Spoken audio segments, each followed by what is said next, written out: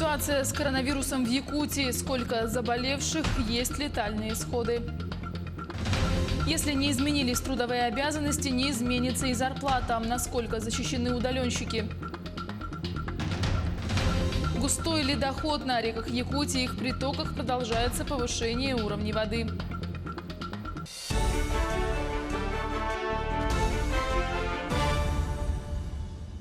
В эфире новости, в студии Юлия Великодная.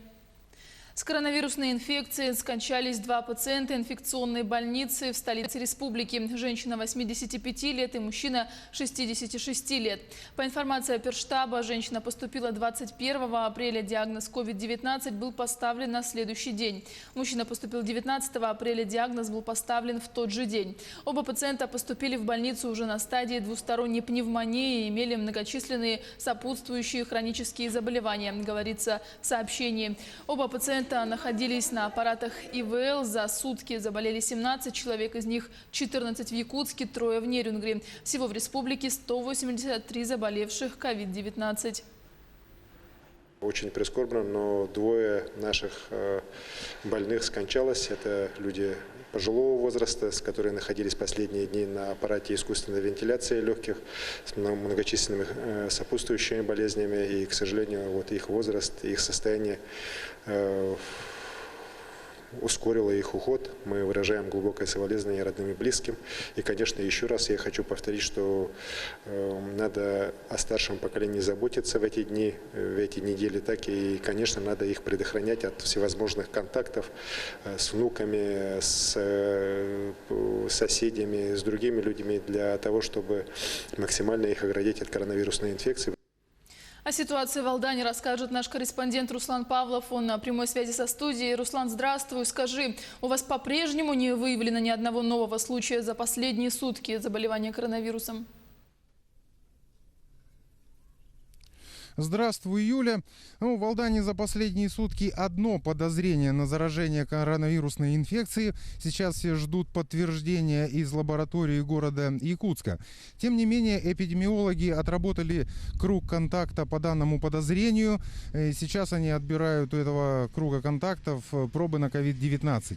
Между тем, сокращается количество людей в Алданском обсерватории. Сегодня выписываются еще несколько человек. И подробности нам рассказал руководитель Алданского обсерватора на момент карантина Николай Миронов. У нас на данный момент 28 человек проживает в обсерватории. Сегодня из них у 4 заканчивается срок пребывания. Анализы на них пришли отрицательные, состояние у них просто прекрасное. И сегодня 4 человек мы провожаем домой. Поэтому надеемся, что в дальнейшем все будет тоже хорошо и количество наших постояльцев будет только уменьшаться. Кормят очень хорошо, питанием осуществляет нас, обеспечивает Алданский политехникум. Питание 3-разовое, согласно нормативам. Утвержденное меню, никому не отказывают в добавках. И, по крайней мере, вот здесь, на месте жалоб о плохом или недостаточном питании мы никогда не слышали. Более того, в соответствии с положением мы в том числе обеспечиваем этим же питанием своих сотрудников обсерватора, поэтому не понаслышке знаем о качестве этого питания. В режиме карантина продолжают работать волонтеры, они помогают всем нуждающимся. Напомню, в Алданском районе их порядка 100, большая часть работает в Алдане. Общественные организации города также, когда ввели самоизоляцию и режим карантина, начали оказывать помощь. И вот в чем она выражается, нам рассказала руководитель благотворительного центра «Дари добро» Мария Барамыгина. Мы работаем и в мирное время, и в карантин, и стараемся всем помочь, если это в наших силах. Недавно приобрели чайник пожилой паре, у них сгорел чайник. В связи с введением еще дистанционного обучения, пришлось тоже помочь одной семье многодетной. У ребенка не было телефона, чтобы выйти на онлайн-уроки, чтобы сдавать домашние задания учителю. Конечно, приобрели телефон, смартфон, и ребенок учится и сдает домашние задания вовремя. Также оплатили некоторым тарифы за мобильный интернет. Также продуктами помогаем, вещами кому надо помогаем. Естественно, все бесконтактно, как можем, так и работаем. Пока одни помогают, другие пытаются воспользоваться ситуацией. Так на Медне мэр города Алдана Александр Бугай высказал недовольство тем, что некоторые продуктовые магазины, которые работают в период карантина, стали взвинчивать цены на овощи, фрукты и не только. Вот какие меры предпринимаются по этим фактам, послушаем мэра. Ценные рейды проходят. У нас здесь создана депутатская группа. Родион Валерьевич Михайлов, депутат Горсовета, возглавляет эту группу. Следим за ценами. Вчера состоялась встреча с предпринимателями. Был удивлен. Поставщики, куда сюда завозят продукты, цены сильно не поднимаются. Проблема в наших предпринимателях, которые реализуют продукцию здесь через свои магазины. Поэтому сигнал будет доведен до прокуратуры. Контролирующие органы примут соответствующие меры. Алдан продолжает жить в режиме карантина. Главы поселений и медики, эпидемиологи призывают население сидеть дома, соблюдать режим самоизоляции. На дворе праздники, тем более, что глава государства продлил этот режим самоизоляции до 11 мая. Юля. Спасибо, Руслан. И напомню, это был наш корреспондент Руслан Павлов. Владимир Путин предложил установить 28 апреля днем работника скорой помощи. Свое предложение глава государства огласил на совещании по вопросам противодействия распространению коронавируса в регионах. Также глава государства поздравил врачей, фельдшеров, медицинских сестер и санитаров, водителей экипажей с этим праздником, поблагодарил их за столь нужный людям труд. 28 апреля неофициально отмечается День создания скорой помощи в России. Думаю, что было бы правильно установить именно в эту дату профессиональный праздник – День работника скорой медицинской помощи. Мы так и сделаем. Помоги тем, кому необходимо. Это сегодня в рамках всероссийской акции «Мы вместе». Волонтеры Якутии уже вторую неделю доставляют продукты первой необходимости пожилым людям в возрасте более 65 лет. Туда входят крупы, макароны, растительное масло, мука, чай, сахар и печенье. Наборы могут варьироваться, исходя из спонсоров, на сумму 500 рублей. В рамках акции продукты пожилым доставляются бесплатно. На сегодняшний день волонтерами принято и обработано 20 тысяч заявок. В список внесены пожилые люди, оставившие заявки через колл-центр, а также одиноко проживающие пожилые люди Якутска и другие нуждающиеся, которым сложнее всего приходится в период пандемии. В данное время проводится работа по обработке данных, формирование продуктовых наборов и развоз заявителям, где были зафиксированы заражения коронавирусной инфекцией.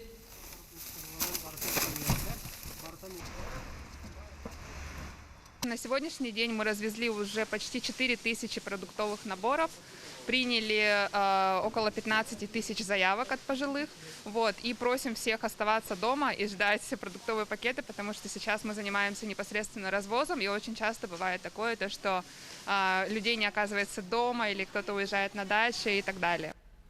В Якутии совершенствуются условия для инклюзивного профессионального образования. На заседании правительства рассмотрен и принят проект постановления, утверждающий порядок обеспечения государственных гарантий получения среднего профессионального образования инвалидами и лицами с ограниченными возможностями здоровья.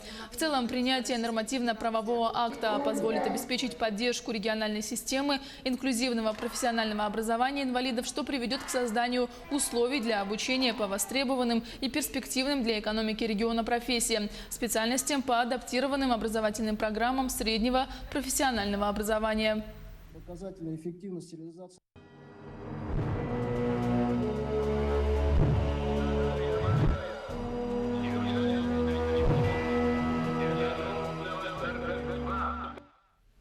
Президент России Владимир Путин пообещал провести празднование 75-летия Победы с главным парадом и шествием Бессмертного полка, когда минует угроза распространения коронавируса. Об этом он заявил, обращаясь к россиянам. Президент подчеркнул, что россияне достойно отметят юбилейную дату Победы, когда будет уверенность в полной безопасности ситуации, прежде всего вдвойне для ветеранов. Президент отметил, что 9 мая в честь Дня Победы пройдет авиационный парад и будут праздничные салюты в городах. Глава государства отметил, что россияне, несмотря ни на что, всей страной отметят священный праздник, соблюдая требования безопасности и режима самоизоляции.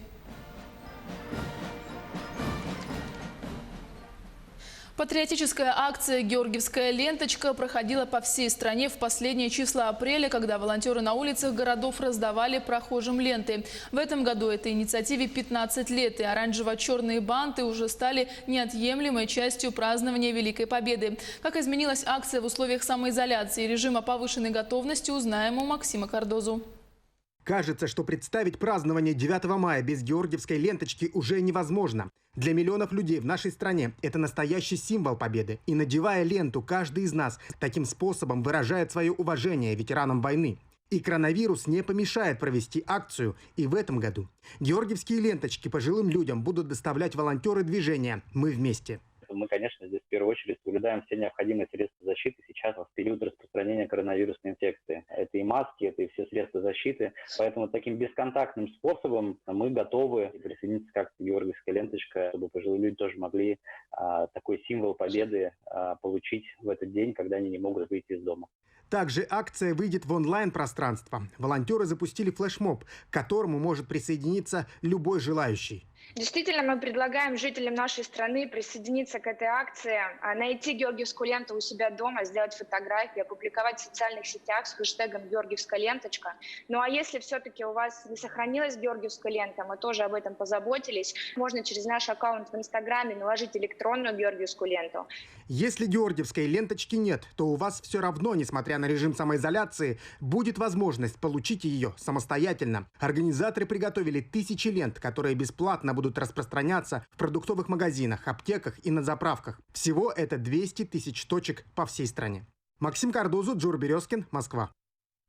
Министр труда и социальной защиты Антон Котяков заявил, что зарплата сотрудников не должна снижаться, если их трудовые обязанности на период нерабочих дней не изменились. Права тех, кто работает в удаленном режиме, защищаются государством. В случае, если не изменились трудовые обязанности, заработная плата должна соответствовать тому уровню, который был в обычное время работы, подчеркнул глава ведомства. По его данным, сегодня в удаленном режиме уже работают порядка 10% граждан. При этом Котяков выразил уверенность, что после завершения всех ограничений, связанных с распространением коронавирусной инфекции, большинство граждан захотят остаться именно в таком режиме. Давайте интервью запишем. Возле села Ерт Шалагонского наслега Горного района прорвало плотину, вследствие чего вода добралась до населенного пункта. Она поднялась на 5 сантиметров выше критической отметки, потоплены несколько дворов, сообщает ЕСА. Как рассказали в службе ЕДДС, ручей пролегает возле села Ерт. Уровень составил 2 метра 58 сантиметров, при критической отметке 2 метра 55 сантиметров. Оказались потоплены дворы 3 многоквартирных домов, а также 3 социальных объектов. Из 16 водопропускных труб работают 10. В сообщении районной КЧС отмечается, что плотина была демонтирована в этом году. Также были проведены работы по ее очистке. Оперативным штабом проводятся работы по безопасному пропуску половодья. На реках Лена, Алдан, Амга, Вилю и их притоках продолжается повышение уровней воды. Активная фаза ледохода на Лене проходит по территории Ленского района. Нижняя кромка ледохода наблюдается в районе Крестовская, густой ледоход. Верхняя кромка в районе поселка Витим.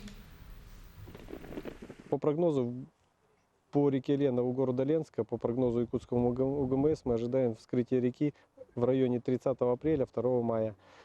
По остальным рекам республики, это по реке Алдан, Амга, Тата, Вилюй, тоже происходят сейчас процессы разрушения ледового покрова, идут вскрытие боковых речек, идет наполнение реки, и также подъем уровня воды наблюдается до 30 сантиметров. Без ворот и ледовой арены хоккеисты команды Мирного «Северные лисы» приноровились к тренировкам в домашних условиях. Полностью прочувствовать, что это тренировка по хоккею, конечно, не удается, признаются воспитанники, да и ощущения не те. Но все-таки терять физическую нагрузку не собираются. Дистанционно, понятно, мы не можем заменить то, что у нас есть в повседневной жизни. Те тренировки, которые мы проводим на льду, вне льда, дома, все это сделать сложнее, с учетом того, что не у всех позволяет помещение сделать какие-то упражнения с клюшкой в домашних условиях. Мы вот сейчас выходим из этой ситуации. Мы записываем видео с уроками, с техникой владения клюшкой, общефизическая подготовка. Отправляем детям, дети выполняют задания и отправляют нам видеоотчет о проделанной работе. В данный момент, конечно, все происходит дистанционно из школы. Сначала с утра мы садимся, делаем уроки. Если у Данила идет онлайн обучение, то у Саши нам домашнее задание всегда отправляют. Вот. А после этого, насколько остается времени, мы делаем тренировки, потому что остаться без тренировок это будет очень плохо в нашей ситуации. Вот. А тренер, да, конечно, нас не бросает. Данилин тренер сбрасывает каждый день задания онлайн по видео. У них есть своя группа в WhatsApp. Они скидывают туда фото, видео, отчеты, как они справляются. Не переключайтесь и будьте в курсе главных событий.